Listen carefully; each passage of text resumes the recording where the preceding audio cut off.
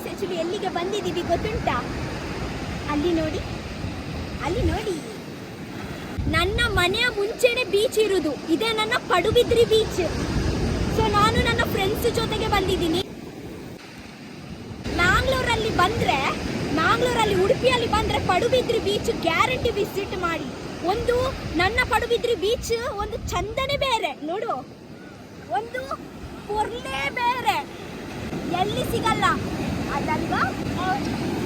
Actually ನನ್ನ friend ಬ್ಯಾಂಗ್ಳೂರಿಂದ ಬಂದಿದ್ದಾರೆ Padubidri beach ನೋಡ್ಲಿಕ್ಕೆ. ಅಷ್ಟು ಚಂದ ನನ್ನ ಪಡುಬಿದ್ರಿ ಬೀಚ್.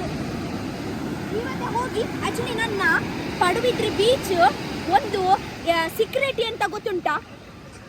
ನೈಟ್ ಆಗುತ್ತೆ ಅಲ್ವಾ, ನಮಗೆ ಕೋಲ್ಡ್ ಆಗುತ್ತೆ, ನಿಮಗೆ ಕೂಡ ಗೊತ್ತುಂಟು.